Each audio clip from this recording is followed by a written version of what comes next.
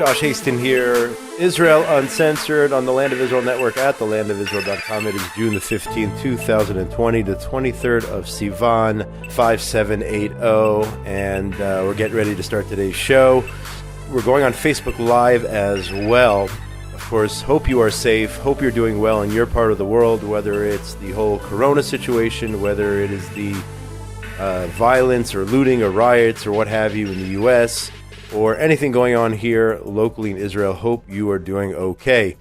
We're going to go to my guest at present. This is something very new. I didn't know that this existed at all. We're on the line right now with Daniel Gindis, and he is one of the founders of something called the Kerem House. And their mission, their dream is to encourage entrepreneurship and leadership in Tel Aviv. They run events which enrich the lives of their community of Olim to Israel, and they also give space to Olim to help them start their own careers. Daniel, nice to meet you. Welcome to the show. Good morning, Josh. Thank you. So if you can, just describe exactly what is the goal, what is the mission of the Kerem House. Tell us about the organization and everything involved. For sure. So Kerem House was birthed from, I would say, a lack of space to do activities. Me and two friends, my co-founders for Kerem House, Jason Kippen, Daniel Elbogen, we ran Shabbat meals, and our meals were very successful. We had all you can drink wine. We wouldn't kick people out at 11. They sold out, the format worked, but we couldn't find spaces. For us, we made good events, but we had trouble finding spaces to host them. And we found the only way we could find in a city like Tel Aviv that's very busy with a limited amount of locations open to these events was to find a luxury apartment and rent it. But we were like, we don't need 30 days of events. So we trusted that other people in Tel Aviv like us also want to create and find the barrier to entry very large. So as a result, we opened up Kerem House. We basically said, anyone who wants to run an event, this place, like it is for us, is for you. You can use the chairs, tables, set it up, turn it whatever you want, into a yoga night, into a cooking night, into a movie night, into singing. Like we've run everything, like anyone's idea. We were amazed at the amount of people, specifically Anglo-Olim, but not limited to, who wanted to run stuff, just found it very difficult to wait on the phone, to book a space, to get, kicked out, non-favorable hours. Also, life in Tel Aviv is not cheap. You can go out for a drinking evening and pay at least 100 shekel. That's like $30 on drinks on the low end. So to have an event space where you could get, alcohol and food more cheaply, you could run an event comfortably, was a concept that I think, we all live here. So I think it makes our lives a lot richer and a lot more enjoyable just having such a place. And thanks to our friends and people you don't even know in Tel Aviv, Kerem House filled up with a lot of activities. Just to give you a perspective of the numbers, Kerem House ran for 9 months until coronavirus. We did in our house, some more successful than others, 226 events. That's 0.81 events a day. So almost an event a day. Someone had an idea of some kind to do something. So this is a multi-purpose event hall, convenient for those who are looking for an affordable space to go ahead and run their events, run their programming, whatever it is. Is this a business? Is this an organization? Is this something you guys just threw together? Tell us how that aspect works. It's something we threw together. With Kerem House, the idea is it's definitely not a hall.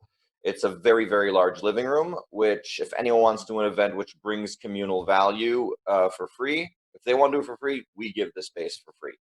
If they're making money, some of the money goes towards rent, but we leave it up to the people. The main value is bringing community activity and making something that people really want to go to and enjoy, and to know that we have so close by sometimes the coolest event that's happening within our sphere is awesome. Like, we all live here. Why not have these things make our lives better? The common denominator between roommates usually is like, my freedom ends where yours begin. let's keep the living room as quiet as possible, let's keep the area as clean as possible. With Kerem House, it's no. It's this place is here to serve the event. This event is going to happen as long as it takes, however the host takes, and as long as they clean up afterwards, they can go as nuts as they want to. Some made a jungle Bedouin night where they hung like a tent from the top of the ceiling and on the walls and put in palm trees. It was nuts. But this is also a resource in order to assist people who are launching careers. I saw on your website you had people who are giving yoga classes, doing all different types of things. I mean, is that one of your main goals, to enhance people's business opportunities, to help people get on their feet in terms of career? Absolutely. We all know the difficulties that we have when we start that point in our lives. And for us, we found that many people, we have a friend who learned to be a masseuse, and her apartment was too small. You know, the rent is too damn high. So all of us are living in tiny apartments, and this larger space, we're like, hey, you can use the Kerem House in central Tel Aviv for your clients. So we had a friend who does acupuncture who no one knew about. So she had used the space, and many, many others who have ideas can't or won't do it in their apartments, but do need a place to get started. So we completely support that. We understand the difficulty. We've been through it, and we'd love to help with it where we can. Daniel, tell us a little bit about yourself. I mean, where are you from?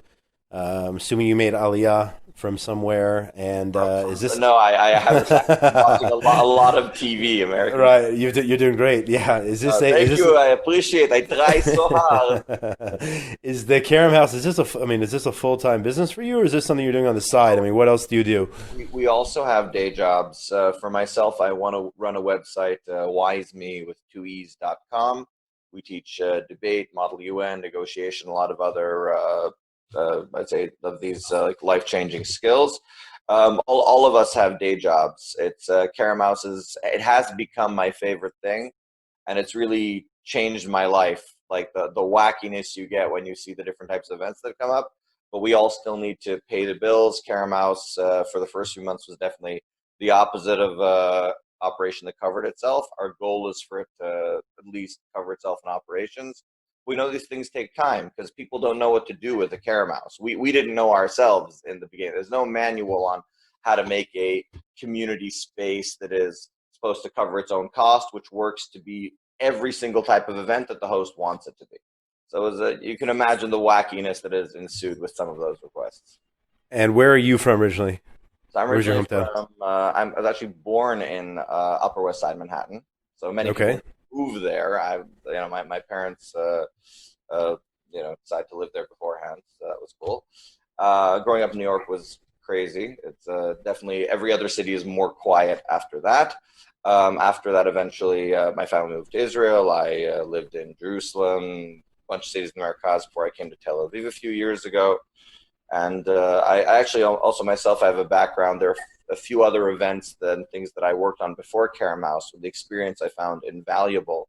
I was part of starting the stage, which was for English-speaking performing arts, and the Toastmasters of Tel Aviv, and also a music show called Showstoppers, TLV. And with all of them, we ran to the challenges of space. So by the time we got into doing our Shabbos meals with Jason and Daniel, and also Master Campers, another initiative that we run, by the time we got to that, I was like, okay, trust me, guys, because they were newer to Tel Aviv. They'd lived there for like only a year or 2 years at that time. And I was like, I know where this is going to go. Like, we're not going to find available spaces, available at times that are favorable. Like, we have to either decide we're going to become a space, or we're going to stop initiating, because this 80% you need to find a space and inability to get repeat times with favorable conditions was too much. Daniel, you mentioned Shabbat. I'm just curious to know what that atmosphere is like. Are you guys the ones who are hosting Shabbat programming, meals, or whatnot, or is it first come, first serve? Somebody decides they want to rent the place out and have a meal for 30 of their closest friends. I mean, how does that work, and what is that atmosphere like in terms of the potential diverse populations that you have there in Tel Aviv coming together for Shabbat meals, and programming? I'm really glad you asked that, Job. Shabbat is one of the few activities at the Kerem House that we run as the Kerem House. We have a committee of friends and at this point people that we haven't met who also like what we're doing. And we have a rotation with who is hosting the Shabbat. Whoever is technically a host is making sure, like setup to clean up to be there. They introduce the space to the guests. They're the ones who like will facilitate the evening. Sometimes they're going to choose the menu. And our population that we get, we find, so for us, we're a kosher and traditional respected space. We start off the evening, welcome people, saying this is a traditional atmosphere, so whoever wants to use their phones or smoke, whatever, please not on the premises. And we find that people are actually very, very accepting. And we have people in our committee who are religious. I would say probably more than half are not. And of our guests, we also get many, many secular people. We get like, the odd tourist looking for a place. Sometimes I'm really surprised at like who comes by, but it's a very chill vibe. I'd sort of say we're the most chill, Orthodox, traditional practicing place. And people really like it. They like the Kiddush, the Shalom Aleichem. Like, I mean, I grew up with all of these songs. So for me to not have them on Shabbat, I would notice. But people really get into it. And we've had many Israelis who were born in Israel who, are not familiar with this, going, this is amazing. Why don't we have this? And we're like, well, I don't know, but you're welcome to come anytime. So the Shabbat is definitely magical. We keep to the things that we initially set out to do, which is like no time limit and, all you can eat, all you can drink, and, low lights, comfortable environment. And like that's kind of Shabbat I would want to go to. That's like the guideline with our events is we want to support events that we would want to go to. And, it's really great that, other people also are looking for, similar things. And as we try to, for the price that we charge for the Shabbat, we want to make sure it's a Shabbat that you will leave full, happy, and whenever you want. Well, this entire project sounds like an amazing social atmosphere, social initiative that you guys have put together. Daniel Gindis, the Kerem House. If people want to learn more, if people want to start up a class, if people want to come for Shabbat, if people want to find out more about the project and all the other opportunities that you guys are offering there, I think it's an amazing, not only for Olim, but I think in particular for Olim, but it sounds like you have other local-born Israelis there as well. But how can people reach you? How can people get in touch with you to learn about it? I mean, this is the first time I'm hearing about it, and I'm it's really, I think it's an amazing tool to reach out to people there who are looking to gather on Shabbat or to get their businesses up and running. So how can people get in touch with you or the organization? So for us, we would say the best way to contact us is either through like the Facebook, just message us. The three partners and some of our committee members see the messages and we'll pass it to the right person. We can't have everyone doing everything, so we have different responsibilities. But messaging through Facebook or the keremhouse@gmail.com. We also have a website, keremhouse.com, where we have a whole bunch of different things like organized. We have some like nice blog articles that people wrote. Connections to our calendar, and I think basically Facebook, email, and the website. Just one last thing I forgot to ask you as a result, you mentioned Corona, but as a result of the reality right now, I mean, you guys, how are you able to, take precautions and make sure that things are sterilized and clean and people are adhering to the regulations of the health ministry at this time? So I would say regarding coronavirus, we are the most careful possible regarding that, in that we haven't officially reopened yet. Like when the government said 100, we said 100. They said 10, put out a post. We actually became a sort of bulletin board for the updates of what the Ministry of Health was doing, but in English. As soon as there was an English translation, I think once or twice one of our people translated it when we couldn't find one available. And we would post them and people would be able to get their Corona news from our homepage. So regarding Kerem House, we are supportive of outdoor activities. We had a master campers, like kosher traditional camping by the Kinneret this past weekend, but we're not doing activities in the house until there's a complete okay for that type of thing. But like whenever we do, we'll be following the same kind of guidelines. Like Kerem House is here to enhance people's lives and not transfer coronavirus. Go check them out. Kerem House, KEREM House.com. Daniel Gindis, one of the founders of this amazing social initiative, bringing people together in Tel Aviv. Thank you so much for your time. Have a great day and keep up the good work. Thank you. Bye, everyone. Thank you all for having me. Thanks so much, and thanks to those watching on Facebook Live. We're going to take a break right now. My name is Josh Hasten. This is Israel Uncensored on the Land of Israel Network at thelandofisrael.com. We're going to take a short break. Come right back with all the latest news, everything going on here in the Jewish state of Israel, so do not go anywhere. Thanks so much. IDF intelligence reported that yet another Egyptian armored division had entered the Sinai. The Syrian forces were poised to invade the Galil. This week on The Jewish Story with Rav Mike Feuer, The 6-Day War, Part 4, The Waiting. The cabinet was split, the army was decided for war, and Prime Minister Levi Eshkol needed to make a decision. Find out the inside story of the most dramatic event in Israel's modern history. That's The Jewish Story with Rav Mike Feuer, every week on the Land of Israel Network at thelandofisrael.com.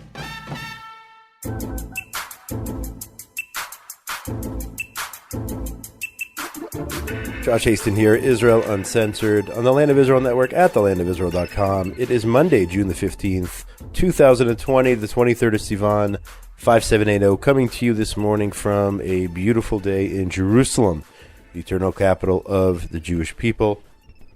Hope you enjoyed part one of the show with Daniel Gindis from the Kerem House. I honestly had never heard about this initiative before, so it was great to have him on the show so that he could share all of their wonderful work there, giving a space for Olim to start their careers, hosting Shabbat meals, and really making a difference in the lives of those looking for opportunities, whether they're employment opportunities or social opportunities, career opportunities, all of that in Tel Aviv. So thanks a lot to Daniel for coming on the program. Now, switching over to the news here from Israel, and of course, there's plenty of news reported here by the Jerusalem Post here. Turkey's Minister of Religious Affairs vowed over the weekend that, quote, "Our struggle will continue until Jerusalem is completely free."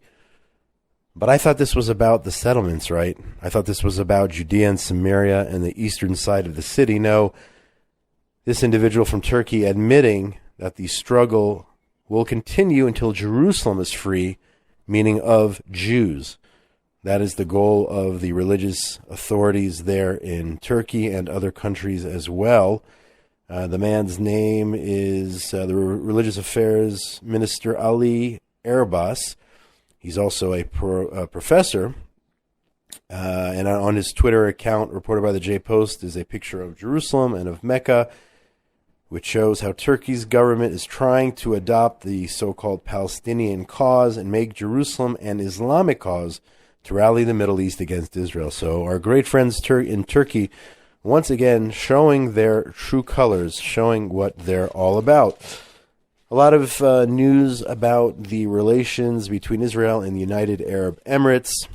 The UAE ambassador to the U.S., Yosef Al-Otaiba, had an op-ed published in the Yediot Achronot over the weekend. I believe it was on Friday, discouraging Israel from applying sovereignty over Jewish communities in Judea and Samaria. Now, what is troubling to me is that the Jerusalem Post reports that the UAE ambassador was being advised in terms of how he should write this op-ed, where he should have it placed. He was being advised by Israeli-American billionaire Chaim Saban. So Saban, an Israeli, an American who has supported many, let's not take away, who has supported many causes in Israel and has done a lot of good. I don't agree with everything that he has supported, but he has done a lot of good. Of course, I'm talking about the man who brought the Power Rangers franchise to the U.S. He is advising, an American Israeli again, advising a UAE ambassador on how he should get his message across. That just doesn't sit well with me. He has the right to do so. He can do whatever he wants, whatever he wants. He can advise whomever he wants. But working against the Israeli government, working against Israeli government policy, and really the will of the Israeli voters who have elected a government in the Knesset which does support the application of sovereignty in Judea and Samaria. So here he is, using his influence and working with the UAE, a country in the Middle East which Israel, probably has better ties with than we are made aware of. But nevertheless, to advise an entity like that to get on their side against Israeli policy, that does not sit well with me. And there's a lot of commentary about this whole situation also in today's Jerusalem Post. I'm not going to get into it all, but if you can understand, the Palestinian Authority, which was unwilling to accept assistance from the UAE in terms of the corona assistance, because it was done via Israel. Israel played a role in bringing that corona assistance, the materials and whatnot, PPEs and all that stuff, bringing them to the PA, and the PA refused to take it. So a lot of intricacies there in the whole story between that relationship, the UAE and the PA. But check it out. The Jerusalem Post does a good job, I believe, of covering that whole reality. But it bothers me. It bothers me that somebody who is Israeli, who is highly influential, goes ahead and gets involved in something that it goes against the will of the Israeli people. I have a big problem with that. Turning to Corona, the outgoing. Look, you can hear. I don't know if you heard that. There was a horn. That's something that is more and more prevalent here in Jerusalem. You can actually hear people out and about. And that leads us to Corona. The outgoing Health Ministry Director General Moshe Bar Simantov yesterday said Israel could overcome the current resurgence of COVID-19 without reimposing a nationwide lockdown. And I don't know if I talked about this publicly, but I was convinced, even though our Prime Minister said that if we reach certain, in the negative sense, certain benchmarks, if you will, if we have over 100 people reported infected a day, if the numbers double and all this stuff, that we would shut down again. I don't think we're going to shut down, at least not anywhere in the near future. I don't think we're going to shut down the economy again. But Bar Simantov says that Israel could get through this without having to shut down. He told Khan Radio that, first of all, he was surprised by the speed at which Israel's been hit by what they're now calling a second wave.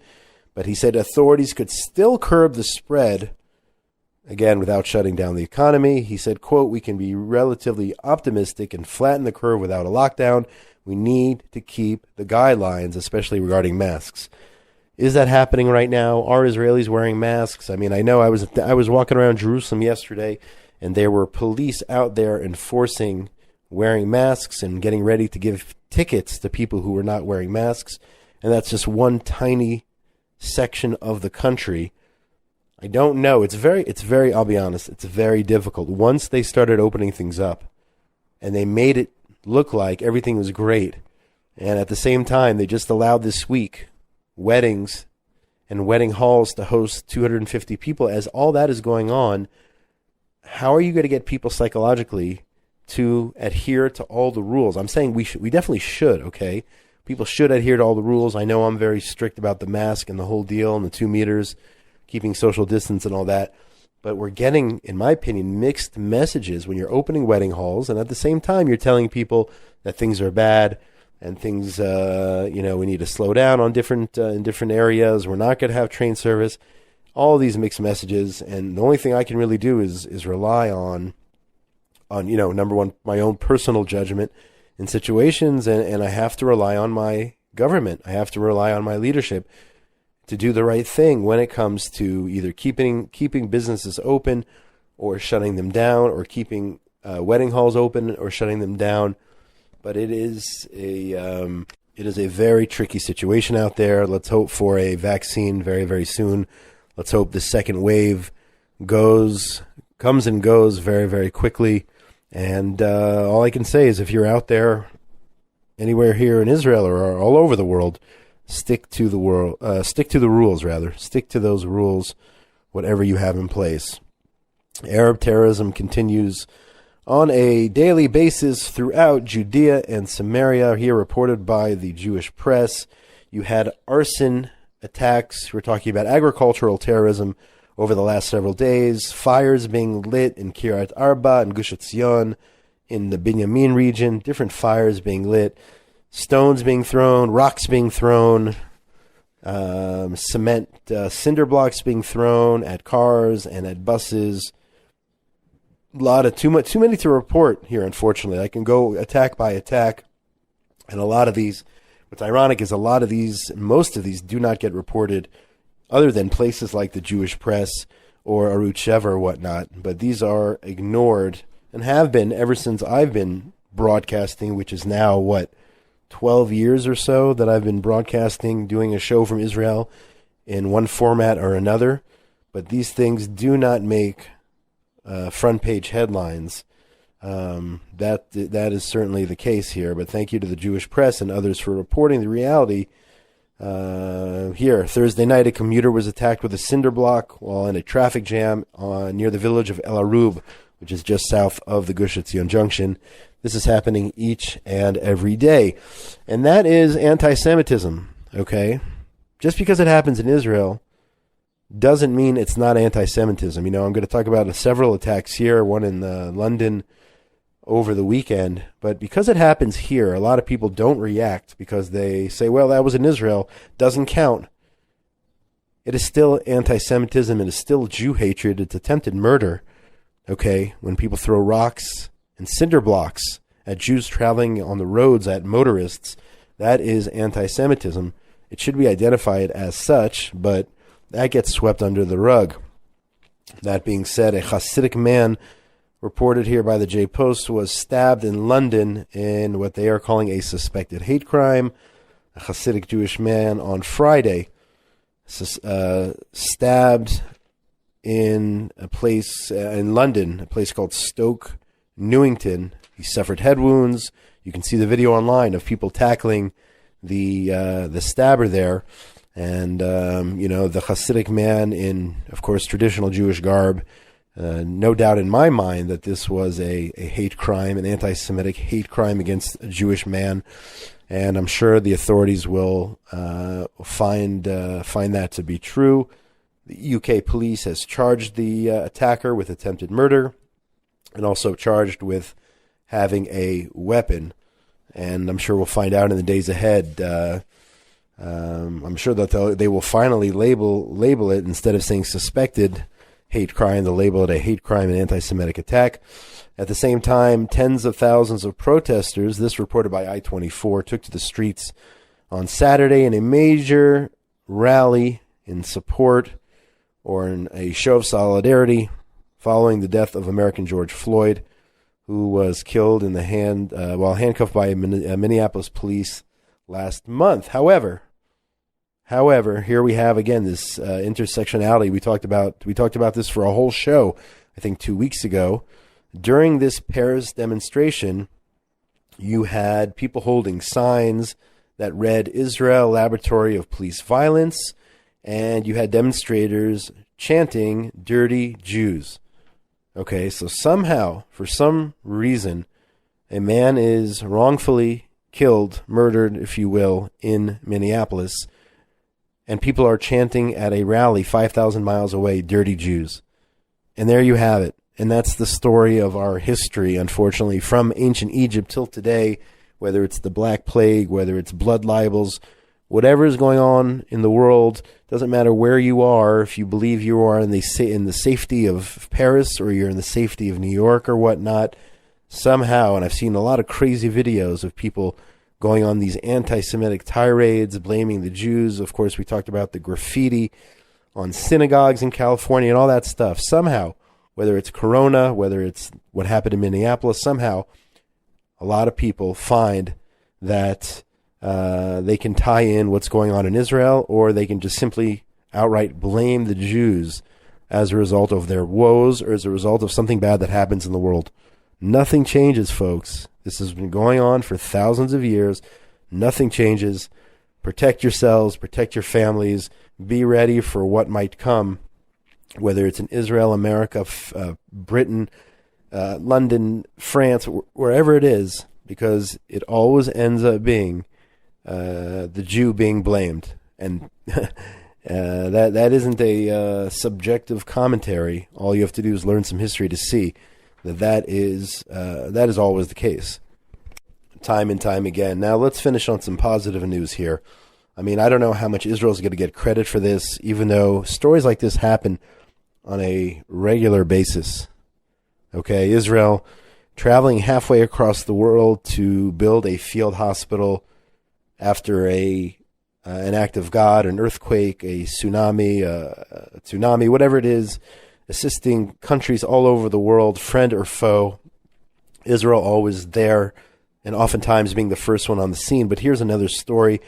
A 10-day-old baby boy was brought to Israel for emergency heart surgery this past Wednesday. And who is this baby? The son of Syrian refugee parents who were in Cyprus when their newborn was diagnosed with a severe and rare heart disease. Heart defect, rather. And where did they bring the baby? They brought the baby.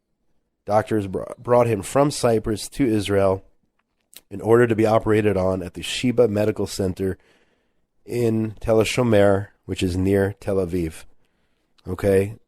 That's what Israel does. That's what Israel does. We're at war with Syria, but Israel takes pity on this 10-day-year-old baby, or again, sends field hospitals all over the world, gets on planes. Israelis get on planes within 12 hours getting their gear together whenever and wherever it is needed. And we see it time and time again. That is the true spirit and the true nature of the Jewish state of Israel. And all the haters out there really, really should take notice. That is who we are. And on that note, I want to send a big thank you to Benjamin Bresky for getting me Daniel Gindis on the line, for making that arrangement. Tabitha Epstein for everything that she does behind the scenes to make everything run smoothly here at the Land of Israel Network at thelandofisrael.com. My name is Josh Hasten. This has been another edition of Israel Uncensored for Monday, June the 15th, 2020, the 23rd of Sivan. Hope you're doing well in your part of the world. Coming to you from a beautiful, nice, breezy, sunny day here in Jerusalem, the eternal capital of the Jewish people. Get in touch with me during the week, Josh at thelandofisrael.com on Facebook.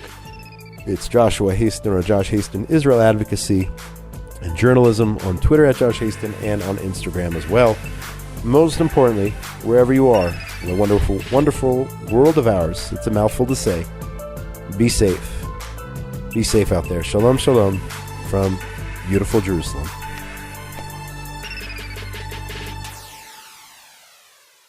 Enhance your faith, deepen your understanding, align your destiny with the Land of Israel. Subscribe to the Land of Israel Fellowship, an exclusive virtual seminar led by Jeremy Gimpel and Ari Abramowitz, with live weekly interactive sessions and ongoing personal mentorship. Subscribe and join this global awakening at thelandofisrael.com/fellowship. Bringing the